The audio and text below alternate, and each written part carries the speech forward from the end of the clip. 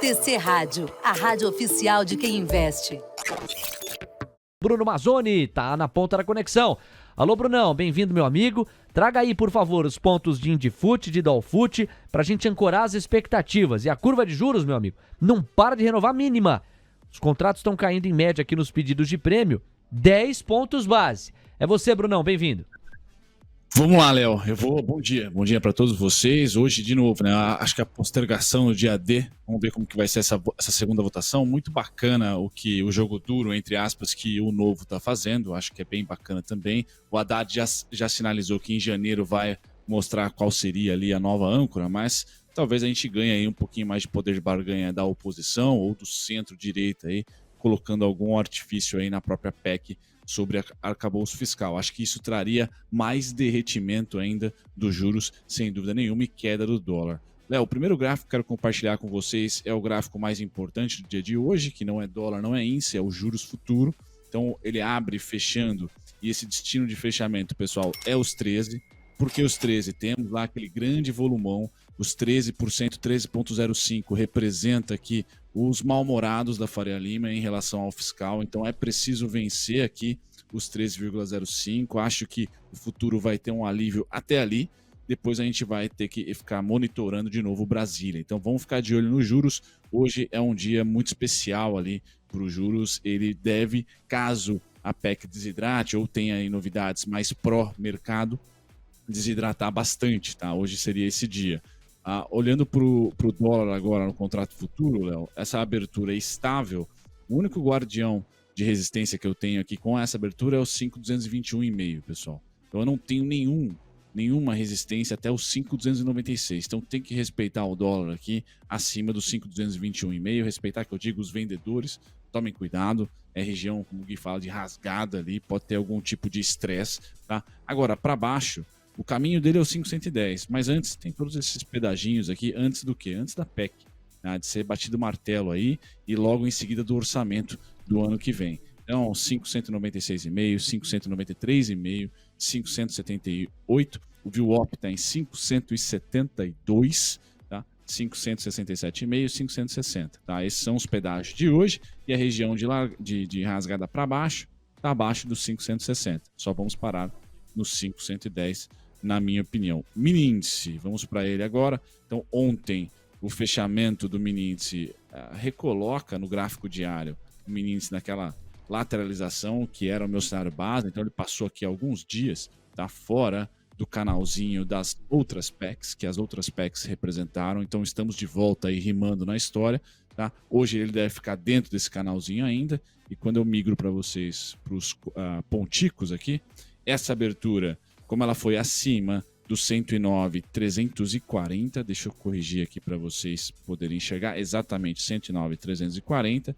Essa abertura e a possibilidade da Faria Lima ler que as instituições, leia-se o Congresso, vá fazer jogo duro e esse jogo duro coloque a âncora fiscal na PEC, é índice para cima, dólar para baixo. Então essa expectativa de copo meio cheio, ela vai valer até que isso se consume ou não. Então 109,340 é o primeiro suporte. Engenheiro de obra pronta. Qual o destino? 110,380, 110,465, primeira parada. Mas hoje, ao se caminhar a resolução da PEC, ou até o final da semana, muito provável que a gente vá novamente para o 111,250, Léo, 111,280, esses pontinhos em amarelo. Para baixo, o estresse, pessoal, 108,645, e aí a região de largada 107,115, tá? Com essa perspectiva que o mercado acorda, é de copo mais cheio do que meio vazio. Então, mais provável que a gente vá ali para o 110,380, Léo. Tá certo, Brunão. E olha, enquanto você falava, o Ibovespa Futuro, que procurava a direção, parece ter encontrado. O Indifut está subindo 0,3%, 0,30% de ganho, a 109.650 pontos. A moeda americana está caindo, agora passou a cair 0,06%, R$ 5,205. E a curva de juros incorporou viés de baixa. Nós temos uma média de 12 pontos base a menos nos pedidos de prêmio, contratos DI1F 24 até DI1F 31. Ou seja, contratos de juros DI com o vencimento em janeiro de 2024 até o vencimento em janeiro de 2031.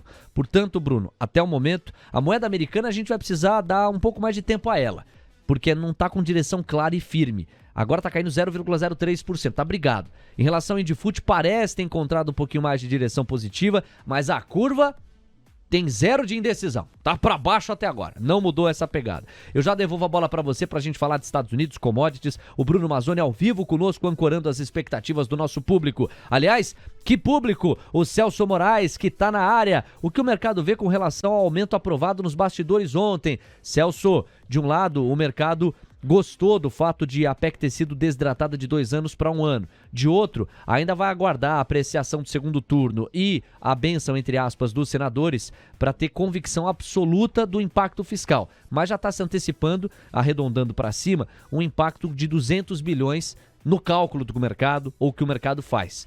Tem várias dúvidas fiscais para o ano que vem, já que não temos ancoragem fiscal ou uma clara arquitetura para a sustentação dos gastos públicos. Isso embaralha e basicamente é o que dá sustentação a uma curva de juros, que apesar de estar desidratando os pedidos de prêmio, ainda está muito elevada. Ela perpetua neste momento uma taxa real na faixa dos 7% ao longo da próxima década. É muito, é demais e inviabiliza o custo da dívida no médio e longo prazo. Por outro lado, o mercado só vai ceder à curva de juros quando tiver clareza de credibilidade fiscal, uma expressão que tem sido rara no país nos últimos tempos. Quem mais, ó?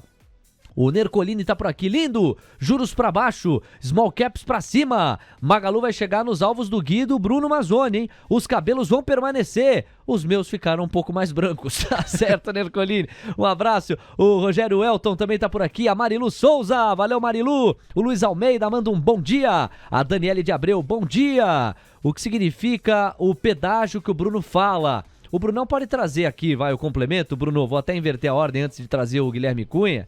A Dani pergunta sobre o tal do pedágio que você coloca. Em qualquer contexto, o pedágio é, digamos, aquilo que você tem que pagar mesmo não querendo, certo? É meio que uma obrigação. No contexto em que você fala, traz um pouquinho mais de detalhes para a Dani entender melhor. Dani, me perdoa, vou lá. Vou compartilhar o gráfico do dólar para você. Quando eu falo pedágio, por exemplo, eu tô vendidão no dólar, tô achando que o dólar vai cair hoje, ou a tendência do dólar de fato é de queda para mim, tá? Então os pedágios seriam os suportes, seriam os pontos do gráfico que estão abaixo do preço. Então enquanto eu falava com vocês, ele não tinha tocado nos 5,196,5. Ele era o único pedágio, porque eu acho que o dólar vai para baixo, mas ele vai passar por um pedágio antes de manter ali a direção para baixo na rodovia dos Bandeirantes, por exemplo. Então, o pedágio é sempre os pontos que você enxerga no gráfico, essas linhas horizontais. Geralmente, esses pedágios eles fazem jus à direção que eu acho que o mercado vai, mas vai parar um pouquinho ali nesse pedágio, pagar, não tem sem parar, e depois volta a seguir o seu caminho. Então, os pedágios aqui no dólar especificamente são todos esses números que você está vendo abaixo da precificação de agora, que é 5.200 ali. Exato, quer dizer, são obrigações técnicas que o gráfico impõe, apesar da tese clara de direção do dólar. Então, apesar de haver muita clareza e fundamento do dólar para baixo, por exemplo, tecnicamente é necessário que haja uma subida para continuar caindo. É um pouco disso que o Bruno acabou de aprofundar nessa explicação e eu agradeço demais. Brunão, já devolvo a bola para você. Deixa eu trazer aqui um amigo seu. Deixa eu trazer, ele tá com os cabelos soltos, a produção me informou aqui nos bastidores, orgulhoso de todo o seu volume capilar, veja aí, ó, como ele nada nos cabelos. Guilherme Cunha, que com muita convicção disse, dólar abaixo de 5,30 e eu mantenho os cabelos. Dólar acima de 5,30 e eu os tiro. Mas o dólar está abaixo e parece que vai ficar, hein? Fala aí, Gui, bem-vindo e bom dia. Bom dia, Leozinho! Bom dia, traders e investidores! A todos os nossos ouvintes, estamos nadando de braçada! Ho, ho, ho! O Papai Noel chegou, principalmente no mercado de futuros! Toca a sinetinha pra nós aí, Leozinho! Oh, coisa boa! Eu até voltei, reassisti a data de ontem, Léo, as participações aqui na TC Rádio, onde nós falamos assim... Oh, meu Deus, 5,318, se ficar sambando aqui eu vou vender. E foi embora, Léo, caiu igual uma jaca o dólar e o índice estilingou como deveria estilingar. E agora o dia D chegou, né? Ontem, 20/12/2022, foi o Noel's Day, e agora o 21/12/2022 é a PEC Day, né? Então eu vejo, tava falando com o pessoal na plataforma, Léo, essa primeira 1 hora do dia é cada um por si, e todos os traders por todos, mas no final das contas mantenho a oratória aí do melhor analista do Brasil, Bruno Mazzoni, é índice para cima, é dólar para baixo, só não pode ficar emocionado, tem que esperar o time do mercado. Eu tô de fora essa primeira 1 hora do dia, a não salvo alguma distorção muito significativa. Índice para cima, dólar para baixo, o rush chegou, Leozinho, eu avisei, hein, desde o dia 28 de novembro de 2022, eu estou passando esse movimento para os nossos ouvintes. Se vai ser saudável ou não, mais uma vez eu vos digo, ninguém sabe, mas tem que aproveitar a maré e nadar conforme a onda, Léo. Até me perdi no final. Não, tá bom demais, Gui. Muito bom, meu parceiro. Olha, o Fábio Cardoso, ele sintetiza uma das dúvidas do mercado, Gui. Ele diz assim, bom dia, eu não entendi muito bem. O valor do Bolsa Família ficou separado do montante da PEC, já que passou a ficar fora do teto de gastos? Fábio, vamos organizar a cozinha. A decisão monocrática de Gilmar Mendes na noite de domingo sustenta que o pagamento do Bolsa Família é obrigatório e poderá ficar, caso seja necessário, fora do teto de gastos. O governo eleito, por sua vez, gosta dessa decisão do Gilmar Mendes, mas diz que o plano A é acomodar o pagamento do Bolsa Família via PEC da transição. No entanto, como o Corleta colocava mais cedo, uma das dúvidas do mercado é ou não é, Corleta, é se, apesar de a PEC que foi aprovada em primeiro turno, deve ser aprovada em segundo turno hoje na Câmara, depois aprovada no Senado para ir ser promulgada, apesar desta PEC conter 145 bilhões fora do teto para acomodar o Bolsa Família, o mercado se pergunta, partindo da vocação gastadora da classe política brasileira, se diante da canetada de Gilmar Mendes, o Bolsa Família não poderia ser pago mais fora do teto e esses 145 bilhões da PEC da transição, em teoria, para o Bolsa Família, não poderiam ser remanejados para outras demandas que a classe política queira. Me parece que é improvável, é bastante improvável que haja esse curso, mas não deixa de ser uma dúvida legítima que a canetada do Gilmar Mendes no domingo acabou instaurando. Se o governo eleito tiver coerência, o plano A é a PEC da transição e não devemos ter surpresa ou gastos fiscais extras fora da PEC da transição. Mas é uma dúvida, né, Coleta? Aproveita e comenta a abertura que neste momento registra dólar subindo 0,16%, R$ 5,217 e Indifut caindo na mínima intradiária, encontrou direção negativa agora, 0,21% de recuo, 109.090 pontos. É você, Coleta. Ela é uma abertura um pouco morna, eu acho que você sintetizou bem, né? Ficou alguma dúvida ali em relação a se esse Bolsa Família fica juridicamente viável de ser colocado a parte dos 145 bi liberados pelo Congresso ao governo. Eu acho que isso vai ser um tema para a gente ficar de olho, que ameaça, sim, um risco fiscal maior para esse ano de 2023. Mas quando a gente olha também para risco fiscal, a gente precisa trazer que essa redução de 2 para 1 ano ela é bem importante, já que o risco fiscal ele acaba sempre se concentrando um pouco sempre no futuro, né? Não vai quebrar o Brasil essa PEC por 1 ano, e acaba sendo sempre no curto prazo muito relacionado às commodities, né? A chance do Brasil ter um risco fiscal maior. Se as commodities ficam altas, o Brasil tem dinheiro para pagar tudo e ainda sobrar. O problema é quando elas caem, como aconteceu em 2014, 2015, e causou uma crise enorme no governo, acabou culminando no impeachment da Dilma. Sobre a abertura do mercado, tá bem ameno, tá? A gente tem aí índice perto do 0 a 0, o dólar também, né? 5,21, uma queda muito agressiva do dólar ontem, a curva de juros cedendo, então vejo com bons olhos essa abertura, mas eu acho que na abertura ali à vista, que entra um pouco mais de liquidez, a gente vai começar a entender se vai continuar aquele movimento de stop, aquele movimento mais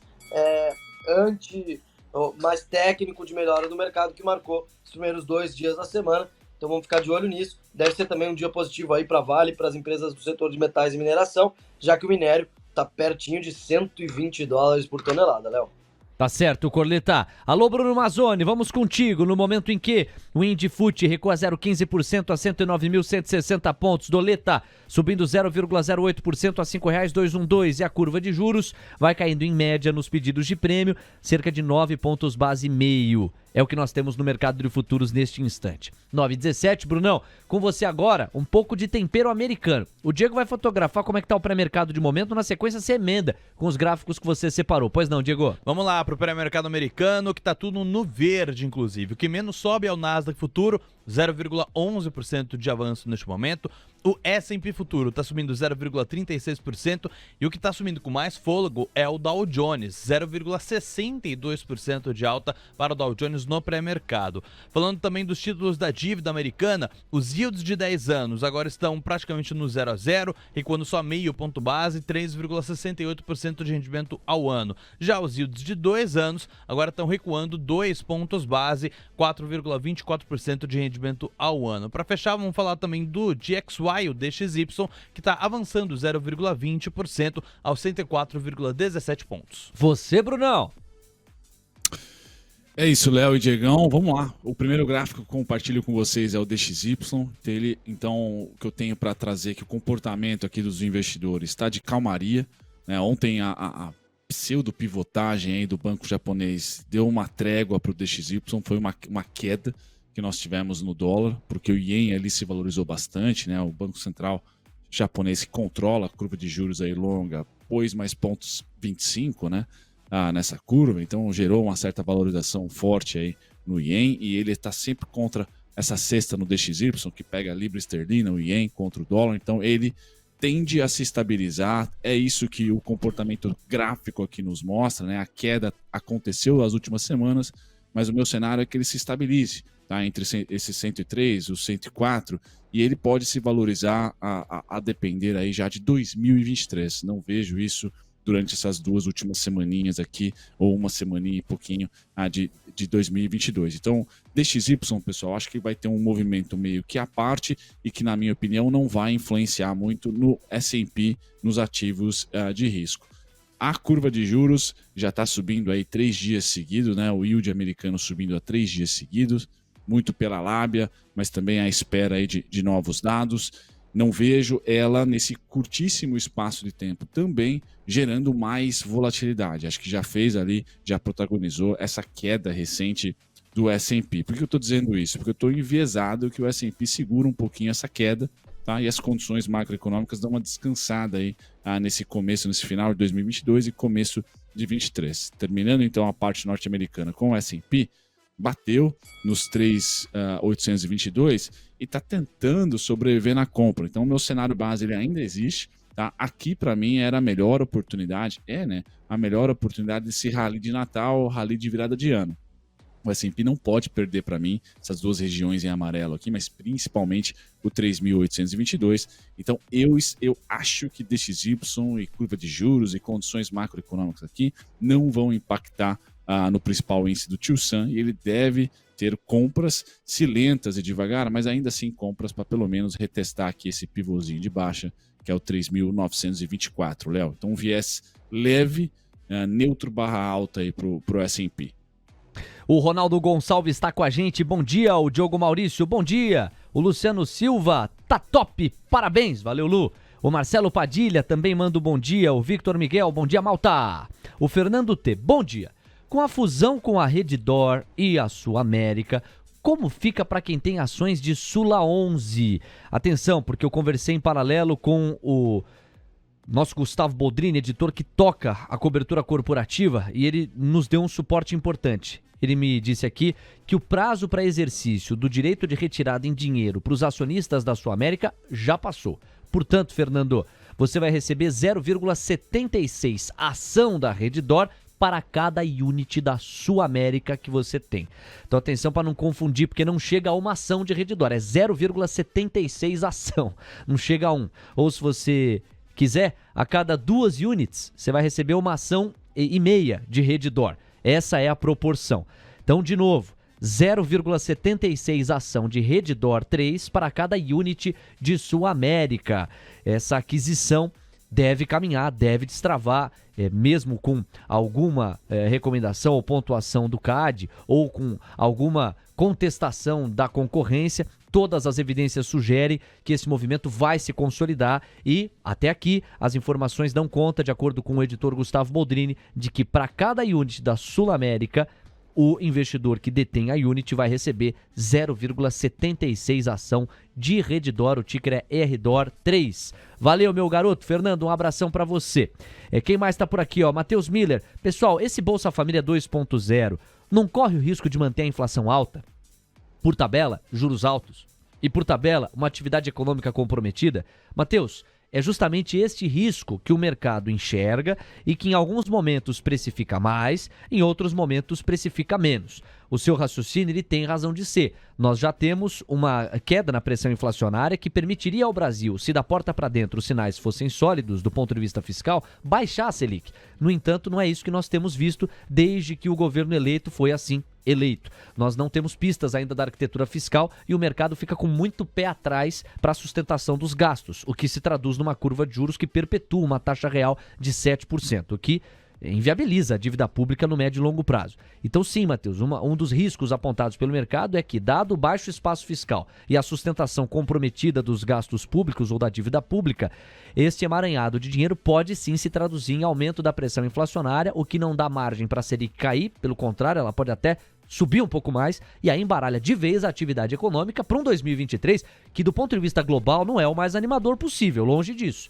Nós falávamos ontem de algumas projeções que, no mais otimista dos ângulos, sugeriam uma China crescendo 5,5%. É quase recessão. Uma China crescer só 5,5%, tendo crescido tudo que cresceu ao longo das últimas décadas, é quase uma recessão chinesa. O Nilson Diniz está por aqui, falando que o Congresso aprovou o projeto de aumentos salariais dos parlamentares, da classe política como um todo, dos ministros. Nós repercutimos, Nilson, é mais uma pressão fiscal que deve animar os servidores como um todo a barganharem um aumento ainda mais legal a partir de 2023. Então há um tempo você recebeu o reajuste. O Emerson Jeremias pontua: a gente teve teto estourado durante o atual governo. O novo governo está fazendo isso e o mercado está se virando contra. Ele coloca: acho que é importante haver essa menção também, Emerson. Nós concordamos com isso e o mercado nesse aspecto, o Bruno Mazzoni nos ensina com gráfico todo dia praticamente, ele não está tão preocupado em qual é o nome de quem está na cadeira, ele está preocupado com o risco fiscal. Eu lembro da PEC dos precatórios aqui, em relação à qual o mercado reagiu muito mal. Agora, os furos de teto que nós vimos nos últimos anos, eles tiveram como contexto uma necessidade do Estado mais gastador para continuar lubrificando as engrenagens da economia, sob o risco de haver uma quebra ou um colapso da atividade. Tanto que foi a cartilha seguida por todos os países, em especial no Ocidente. Não é o cenário para o ano que vem. Do ponto de vista macroeconômico, o governo eleito vai ter dificuldade de chancelar que a herança do governo Bolsonaro é uma herança maldita, no sentido geral do termo. Você tem uma balança comercial muito melhor do que a imaginada, a própria entrega da relação dívida-PIB muito melhor do que as projeções davam conta, a pressão inflacionária na sua decadência e uma Selic que dava conta de baixar. No entanto, os sinais dados acabam comprometendo uma reversão de ciclo econômico que, se não estava iminente, estava em vias de chegar. É um ponto importante aqui o que o Emerson coloca pra gente dialogar sempre. O Raul Nichelle tá na área. O Alibaba 40 Bares também. Tá bonito de ver esse chat aqui, bicho. É diálogo constante, ó. O Canseiro ok. Ó, o perfil. Esse perfil pro final de ano é ótimo. Canseiro ok. Tá colocando aqui os comentários também. O Leonardo Nola, o Fábio Cardoso, o Cláudio Gavini. Enfim, obrigado pelo carinho e pela audiência de vocês. São 9h26. Estamos conversando com toda essa galera aqui. Deixa eu ver quem é que eu vou chamar. É você, Gui. Moeda americana, R$5, 211. Na sequência tem corleta. Curva de juros está caindo 7 pontos base e meio em média. E o Indifut caindo 0,29%. Ô Gui, você estava convicto aí com o dólar para baixo, bolsa para cima. Por enquanto não é o que o mercado de futuros está dizendo, mas ainda é cedo. Precisamos ver à vista, faltam 34 minutos para isso. Tá convicto na tese? O Rally de Natal tá encorpando para você? Quem é que eu vou chamar? Guilherme Cunha na área, Léo. É índice pra cima e dólar pra baixo, mas a gente também pontuou que essa primeira uma hora do dia é uma irracionalidade do boato e fato. O mercado se antecipou muito fortemente na data de ontem, fez uma rasgada para cima no índice e uma rasgada para baixo do dólar. Dólar tende a ter uma correção técnica, me preocupa muito 5,221 e o Bruno me joga um vazio no gráfico até o 5,296. Então isso deixa com que as operações de dólar seja muito mais paciente do que a do índice, que naturalmente vai buscar um suporte lá em 108.600 e aí começa a projetar uma expectativa mais compradora. Eu vejo que a maior obviedade ainda permanece, na verdade, né, num arrefecimento da curva de juros, o que carrega uma continuidade do movimento das small caps varejistas, e aí o índice tende a hoje a pelo menos manter uma performance algo positivo, né? Hoje não é um rally de Natal, hoje não é subir 10% varejista, hoje não é bolsa fechando 2, 3% para cima, mas é uma sustentação no movimento, é tentar se aproximar muito mais do 111,250 do que do caos dos 102 mil pontos. Então hoje é um pregão bem mais técnico, tem aí a segunda parte ainda da PEC que vai rolar, então essa primeira uma hora do dia pouco nos diz a respeito do viés do nosso dia oficialmente dizendo, mas eu não abro mão do Papai Noel trazer ainda mais presentes parrudos do que já trouxe nos últimos 2 dias. Só que hoje uma intensidade menor, hoje muita gente que comprou bem também contabiliza os seus lucros, então não só a primeira uma hora do dia vai ter uma volatilidade muito grande para depois tomar um viés, como também a abertura do mercado à vista tende a ser pauleira, tende a ser aí com bastante gap e os primeiros minutos muito eufórico. Estou muito tranquilo, Léo, ainda praticamente não, né? Estou zerado, aguardando aí com que o mercado dê o mínimo de respiro, e aí se o dólar ficar abaixo dos 5,221 é venda, e o índice indo buscar os 108.600 a depender do comportamento, já gera uma movimentação também mais compradora. Só tem que tomar cuidado porque nós tivemos 2 dias de forte alta no índice, 2 dias de forte queda no dólar, é natural que tenhamos uma correção técnica para depois continuar o movimento. Mas não muda viés não, índice para cima e dólar para baixo. Léo? 9h29, Felipe Coleta, você, para tabelar, para a gente conversar, para você trazer mais uma leitura sobre as movimentações. Meu amigo, muito foco na Câmara dos Deputados, segundo turno, apreciação PEC da transição. E por enquanto, dólar para baixo, volta a cair 0,11%, R$ 5,202, e Indifut caminhando pro 0 a 0, agora tá caindo 0,1%. Pois não, Coleta? Olha, Léo, acho que eu tô seguindo os relatores aí. Eu acho que o dia é um dia mais morto hoje no mercado. A gente tem um dólar agora de volta em 5,20. Acho bem positivo o movimento. Eu acho que só de não subir já mostra que o mercado pode se estabilizar num patamar mais baixo para câmbio, mais elevado para a bolsa. E arriscaria dizer que essa bolsa pode ter feito fundo, né? Olhando para o fundamento, olhando para essa melhora de commodities lá fora, não duvido que a gente veja uma bolsa melhorando aí agora até o final do ano ou no começo do ano que vem, mas ainda, claro, trazendo aquele head retórico de que tudo vai depender da política, né? Então a gente tem que fazer uma previsão política para poder entender para onde vai o mercado. Eu acho que a curva de juros lá atrás, no dia 23 de novembro, eu falei, eu acho que hoje, quando a gente teve o juros para 25 lá, por cima de 14, um caos geral, eu falei, cara, eu acho que pode ser que tenha feito topo essa curva de juros, né? Ela depois voltou, foi quase lá, mas agora volta a cair, né? A gente começa a olhar para o juro curto, aí um patamar esperando que ele perca os 13%, isso daria sustentação para um movimento continuado de alta em outros ativos da Bolsa, tá? Então é bem importante a gente ficar de olho aí nessa curva de juros e no tramitar da PEC, da PEC aí. Agora deve estar saindo dados do Banco Central que podem mexer com a perspectiva para o dólar está estendendo ali alguma perda, está indo para as mínimas do dia. Vamos ver como é que saíram esses dados aí de investimento estrangeiro direto, Léo. Tá certo. Coleta, obrigado, campeão. A gente volta a conversar amanhã em ritmo de Natal. Olha aqui, olha o Papai Noel aqui dando tchau pra você. Ô, Coleta, você acredita em rally de Natal, Coleta? Tava difícil de acreditar, Léo, mas a melhora de ontem do mercado, ela chamou bastante atenção, viu? Ontem, anteontem.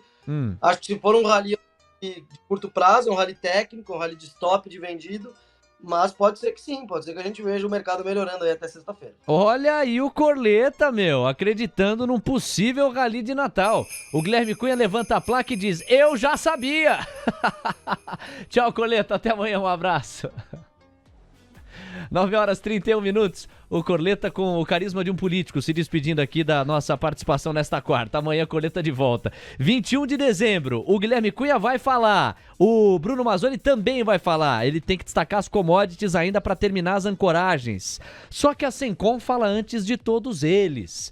Olha, 2022 foi um ano, você sabe melhor do que eu, especialmente para quem se expõe à bolsa, muito difícil. 2023 vai ser melhor. Investidor, talvez você esperasse um ano diferente, sem tantos imprevistos, tantas oscilações. Talvez você esperasse até um milagre que não chegou. Mas a questão não é o que aconteceu ou o que pode acontecer, e sim se você está preparado para o que der e vier. Não existe uma trajetória única para conquistar os seus objetivos. E não existe uma trilha pré-determinada para o sucesso. Cada um faz o seu caminho. Ora às cegas, ora ajudando as pessoas, ora guiando-se pelas pegadas de quem já chegou lá. Mas mais importante, sempre em movimento. E tudo bem, é normal ficar cansado de vez em quando. Esse é o preço de caminhar. E que em 2023 você continue, que até corra um pouco, mas faça isso com paixão, com mais impulso, nunca se esquecendo que o caminho se faz ao caminhar. E para te acompanhar nessa jornada, conte sempre conosco. Sencom, enquanto você cuida dos seus investimentos, nós cuidamos do seu imposto de renda. Um Feliz Natal e um abençoado ano de 2023. Valeu, recado da Sencom para nossa audiência, 9h33. Vamos lá então, deixa eu liberar primeiro o Bruno Mazzoni, mais tarde ele vai voltar a conversar conosco. Por hora, o gráfico das commodities. Olha o Bruno Mazzoni aí, ó. E aí, Brunão, minério de ferro, petróleo, você fala no momento em que o Ibovespa Futuro renova a mínima, cai 0,34% e perde os 109 mil pontos. Atenção, 108.945 pontos. Doleta tá no 0-0. Você, Brunão? Leozão, deixa eu pedir 2 minutos para não Claro. é merchan igual da Sencom, mas é só 2 minutos para falar da curva de juros, da pergunta do rapaz que interagiu com a gente no chat sobre, poxa, a Faria Lima é realmente pragmática ou não? Ela vai mais para os destros do que para o canhoto, tá? Então a curva de juros e o gráfico que eu sempre trago é esse daqui. E eu vou tentar aqui traçar uma linha rápida para não queimar a largada aqui do tempo do Léo, tá? As últimas 3 PECs, o que fizeram aqui com a curva de juros, tá certo? Vamos colocar aqui sim, abriu um pouquinho mais PEC dos precatórios 1, primeiro ponto em vermelho, PEC dos benefícios 2 e PEC da transição 3. Os juros chegou a abrir um pouquinho a mais em relação às PECs anteriores. Foram 3 PECs até o momento, tá? Mas perceba que o mercado abriu os juros e o dólar, se eu mostrasse o gráfico do dólar, que também foi lá para 5,70. Nós fechamos o ano aqui, ano passado, a 5,70. Então, sim, o mercado de certa maneira é um pouco pragmático. Qual que é o problema? E por que eu falei há um mês atrás, mas há um mês não, né? Um pouquinho menos atrás, que o Roberto Campos seria o malvado do ano que vem e deve ser o malvado do ano que vem. Porque durante todo esse período, tá, de estresse das PECs, tá, os juros foi subindo. Tá?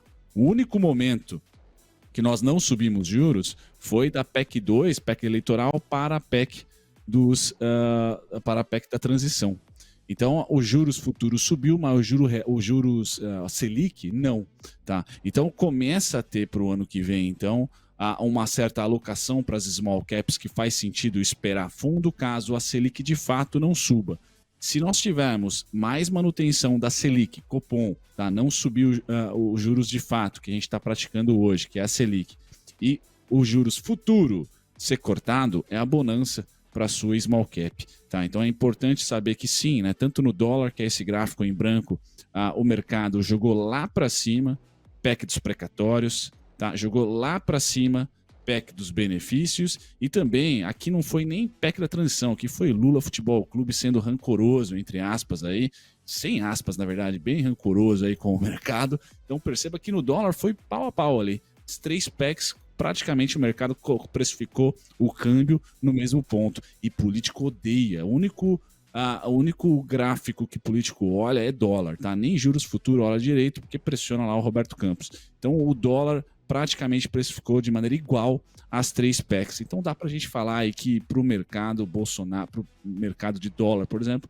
Bolsonaro e Lula estão meio que no pau a pau ali, é a mesma coisa, tá? Não muda muito. Bom, Léo, agora sim, mudando pro minério de ferro e pro petróleo, eu começo Brunão, eu te agradeço pela contextualização, ela é perfeita e precisa, antes de você emendar as commodities, porque você acabou de traduzir em gráfico, como já havia feito em outros momentos, que o mercado, ele não está preocupado exatamente em qual é o nome do ciclano, do beltrano ou do fulano. O mercado está muito mais preocupado em sustentação dos gastos e traduzir isso com mais ou menos juros, com um dólar mais ou menos apreciado. É claro que, dependendo do personagem político e da equipe econômica que o acompanha, o mercado dará mais benefício da dúvida ou menos benefício da dúvida. Vai trazer mais credibilidade para o governo ou menos credibilidade.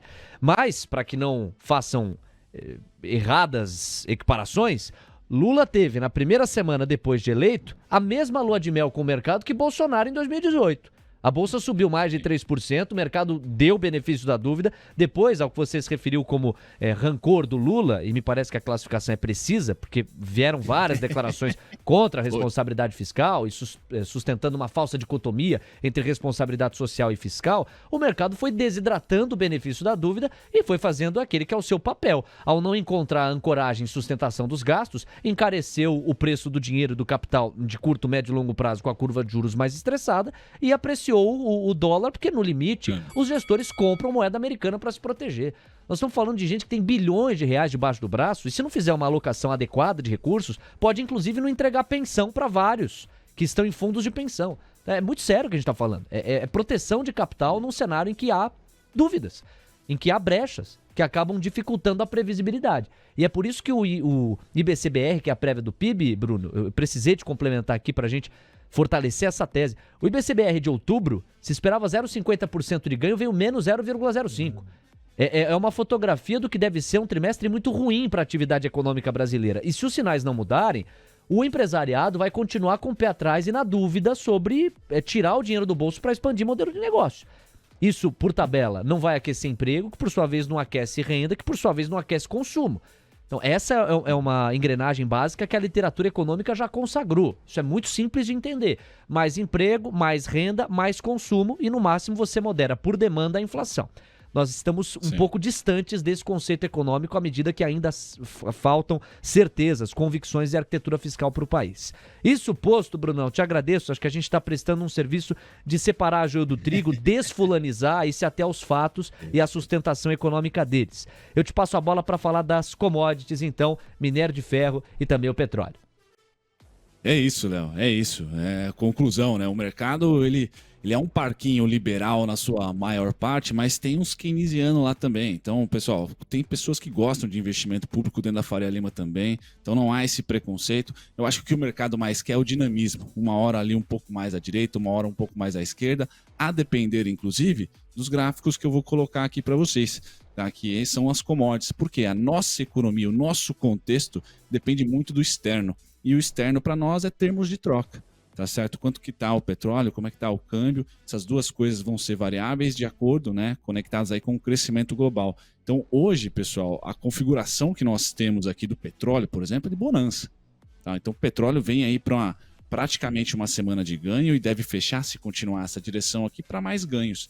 Então talvez ele volte para o meu cenário base aí, que é os 84,23 ainda essa semana. Então o petróleo hoje para cima, subindo. Tá? O que, como o Corleta falou, facilita o nosso fiscal ser mais keynesiano, gastar mais, porque ele vai ter mais arrecadação. Então, nesse momento, vamos supor que seja ali um mês ou um ano de commodities subindo, tudo bem a gente ligar um pouquinho a maquininha lá de Brasília e distribuir mais. Mas depois, quando vier o inverno, como o Corleta também falou, 2014, 2015, xisto nos Estados Unidos quebrou a indústria de petróleo, o petróleo foi lá para 30, não adianta a nova matriz econômica e torrar dinheiro, não vai gerar crescimento, porque a nossa arrecadação vai lá para o buraco. Então, assim, a gente sonha bastante com o dinamismo econômico, mas né, por enquanto não aconteceu, né? Vamos ver se a gente consegue, a nossa geração, de repente, consegue trazer algo desse tipo. Então, o petróleo hoje, Léo, subindo, bom para a sua Junior Oil, se vier junto com a PEC, com âncora fiscal ali, impondo uma âncora fiscal melhor ainda, pessoal, a gente vai ter a nossa lua de mel, porque hoje tem petróleo subindo e esse tem uma gordura para subir, na minha opinião, tá? Então talvez se estenda para além do dia de hoje o petróleo, tá? O minério de ferro, ele passou uma semana aqui no meu cenário base, dando cabeçada ali no 112, mas hoje tá querendo romper. E, pô, dane-se o meu cenário base. Tomara que ele rompa, tá? Aqui muito encaminhado pela estrutura aí de copo meio cheio na China. Então, pessoal, o minério rompeu aqui o 112, eu não tenho parada, é região de rasgada para mim. Eu só vou ter que começar a ter parada ali no 130, tá? Então a gente pode viver como foi lá no ano passado, pessoal, mesmo período, rally natalino do minério. O minério é constantemente cíclico nesse último trimestre do ano, que teve um baita de um rally. Se eu especulo que vai ser o tamanho vai ser o mesmo rally ali, pessoal, se a gente olhar para a política de flexibilização da Covid, pode ser que sim, tá? O mundo está com uma deflação, então a China tem ali um custo menor para voltar a crescer, para investir novamente.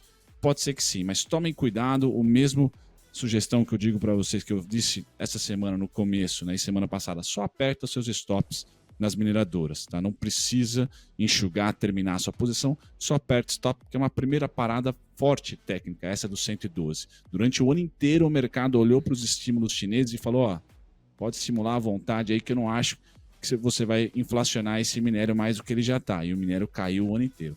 Agora, me parece que o destrave era a flexibilização da política. Se ela continuar acontecendo, pessoal, os especuladores estão acreditando que sim. Então, esse final de ano, menos Tio Sam, mais China, e ela está empurrando aí tanto o petróleo hoje especificamente, quanto também o minério de ferro para cima. Então, não é um dia que a abertura do à vista vai ser triste. Muito pelo contrário, o Vale tende a acordar bem se o minério de ferro continuar a subir, e as Junior Oils e a própria Petrobras também tende a acordar mais tranquilo aí, Léo. Legal, Brunão. Até mais tarde, meu parceiro. Super abraço. No Bom Dia 2.0 a gente continua a conversa.